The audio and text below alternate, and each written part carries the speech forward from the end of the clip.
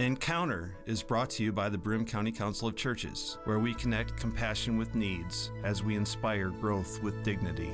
You'll find us in special places throughout the community. For those who remain hungry, we provide meals. For those who are challenged, we build wheelchair ramps. We comfort those who are ill, minister to those who are confined, and we remain an advocate for change and understanding on behalf of every element of our community. Connect and inspire. Encounter the Broome County Council of Churches. Good morning and welcome to Encounter. I'm your host today, Joe Sellepack, the Executive Director at the Broome County Council of Churches.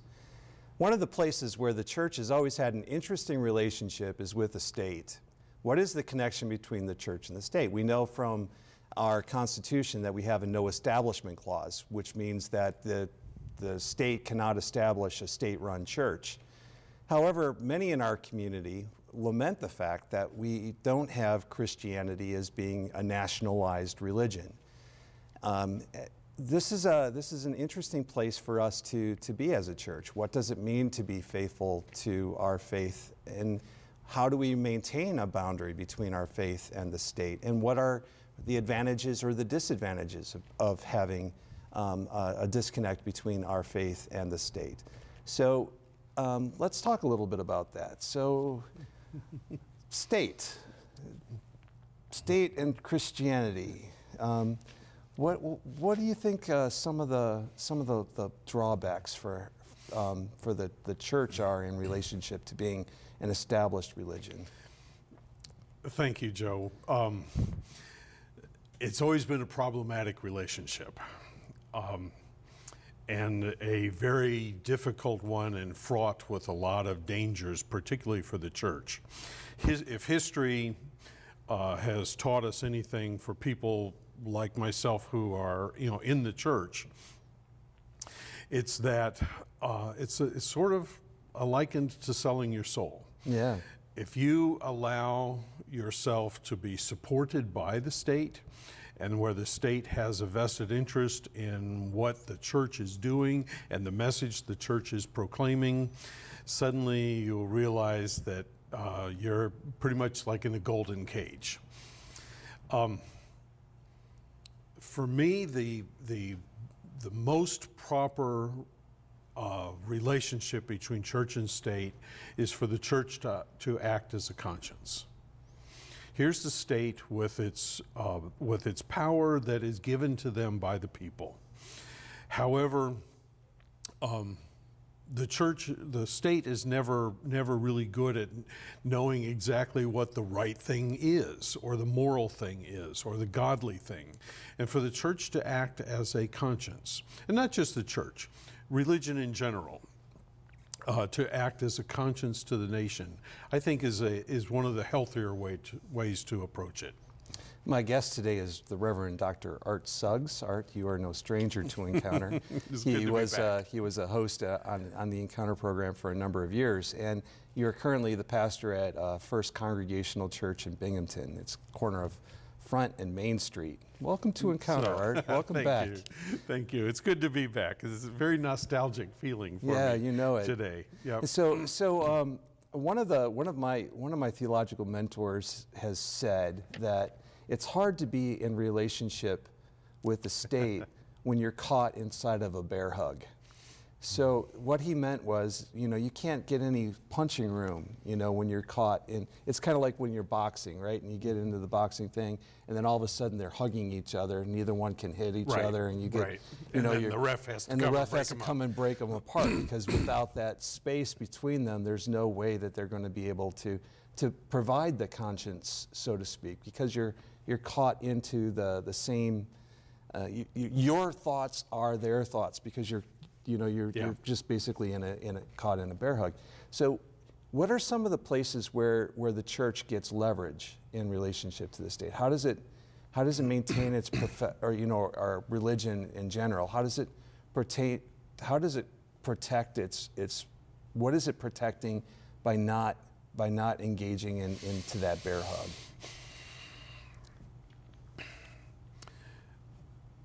For example, and once again, not limited to the Christian scriptures, but the notion that God loves all people. Right. The notion that God has what's called a preferential option for the poor, where if you have resources, steer it toward the poor. They're the ones where the level of suffering is oftentimes higher. A negative example would be, for example, this wall with Mexico. The scriptures are crystal clear about hospitality, about welcoming the alien and the stranger in your midst. It's just there over and over and over again. The story of the Good Samaritan, it's just like seriously clear in the scriptures, versus the notion of keeping them away. Now that's not to say that you don't have a balanced immigration policy, but the policy needs to be informed by not just economics, but by compassion. Right. By the law of love. Do unto others as you would have them do unto you, the golden rule. Someone who's suffering from either economic or sexual exploitation in their own country. I mean, our scriptures are very, very, Christian scriptures are very clear about, what our relationship to a victim is. Yes. And we need to offer sanctuary. We need, and our faith says that to withhold a cup of water from somebody just because they're a refugee would be against our faith as Christians, right? Yes. So these practices of the faith inform how we interact with people, so we need to know primarily who our allegiance is to, right? I mean. Yes. So yes. Earlier you were talking about when we were together. You were talking about Einstein's circles. Mm-hmm. Do you want to share a little bit about that? I'd love to. This is something that's very, very important to me. This is something that is like a little bit of a North Star for me, a guiding principle. And that is, Einstein talked about that a goal of the spiritual quest, a goal of spiritual maturity in every person's life, and the way he worded it was just simply widening the circle. And if you go back, to use myself as an example, when I started off as a little kid, pretty much I loved me, period. Then it's very apparent. Yeah. And then you find out that you love your nuclear family. And then you find out you get introduced to aunts and uncles and grandparents, and you love your extended family. You go to family reunions and you get to know some of these people. But then there's the notion of your community, your state, your tribe, your clan of people, your nation, your world, all sentient beings. And so where do you stop on this? And various people stop various places on it. And one of the stopping points that I find to be sort of unhealthy is to stop at, well, I love America. Well, yeah, we love America. As a person, American citizen, born and raised here, and as a recipient of the graces and the freedoms and the richness of this country, by golly, yes, I love America. However, my theology tells me that God loves all of us. For God so loved the world. The world, the cosmos, the fullness of it all. And so now, to put it real bluntly, for me to put a stopping point at, well, I like my family and I don't really care for the rest of the community, or I like America and to heck with all the other countries, that's flying in the face of my theology. And to be honest with me, I've got to deal with that. I need to say, okay, I need to broaden my circle. And it's just like, it's improper for me to sit here and say to everybody, oh, you must love the world. It is proper for me to sit here and say, you need to constantly work toward expanding it. Right. your neighbor who is of a different race or a different nation or a different sexual orientation, whoever is different from you, work on including them into your circle. That's the spiritual imperative. Jesus was darn clear about it. So you can't, when I think of that, you can't love the world unless you love your neighbor. Yes. So your neighbor's where you start. Right, because the world is such a nebulous kind of thing, isn't it? So the particular, though, is the nitty gritty. It's where you reside. It's like saying, like when James says, you want to go to the temple, you want to offer your offering there, but if you have an issue with your brother, you can't go to the temple, make your offering when you have these unresolved issues between you and your brother. Yep. So it's hard to love God if you don't love God's kids. Right, exactly. So in who are God's kids, and how do you define that? Now, white nationalism would say you only can define it by race and race and location, right? So what we're suggesting is that unequivocally, the scriptures would say, no, your kin is the stranger, it's the alien, it's the poor, it's the person who's unlike you. Yeah. So if you're not including them in your relationships as people who are created in the image of God, then you're not keeping to the Christian faith, you're doing something else.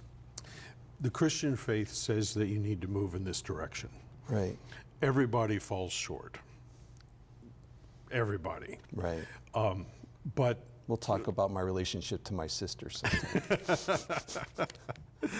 Or right now, this taping is taking place right after the Super Bowl. And it's like, Boston and Philly are both nice places. Yeah. And like, can't we all just get along? You had an interesting experience in Boston, right? Yes. Oh gosh. The support of your given team is another one of those stopping points. And this was crystallized for me when 3 weeks after the event of 9/11, I'm in Boston. Now, at that same time, the New York Yankees were in the middle of the World Series. It went to Game 7 against the Arizona Diamondbacks. And I'm listening to talk radio, sports talk radio in Boston 3 weeks after 9/11. And the talk radio host was putting out, tongue-in-cheek, putting out, is it morally acceptable for a Boston Red Sox fan to root for a New York Yankees team in light of 9/11? Is that okay, folks? Call in your answers on this. And so I'm listening to this, and I'm laughing inside when he words it, is it morally acceptable? But then the answers started coming in. The callers were calling in, and the answer pretty much was an unequivocal no. It is not morally okay to root for the Yankees, even in light of 9/11. I'm like, really? Like, wow. And that's because God really loves Boston, right? and a Yankee and a Red Sox never come together, right? Never. Oil and water. It's just like, but I was amazed at the passionate feeling of these callers. It's like, no, it is not morally acceptable, and shame on you for even bringing it up. Yeah, and so, when you think about it, I mean, every tribe has its boundaries, and so you know who's acceptable, who's not, based on your geographic location or any number of factors, right? So lots of factors. Well, yeah. So some of those factors are economic, some of them are racial, some of them are sex and gender. The binary sexual kind of thing going on too. There's all kinds of ways of defining where your boundaries are. So how does the scriptures help us to not only, because we do at least understand that love has to be particularized. So boundaries are necessary in order to maintain love, right? Or do you just go go away with boundaries and Well, let's look at the story of the Good Samaritan. For example, on it, you know, it's one of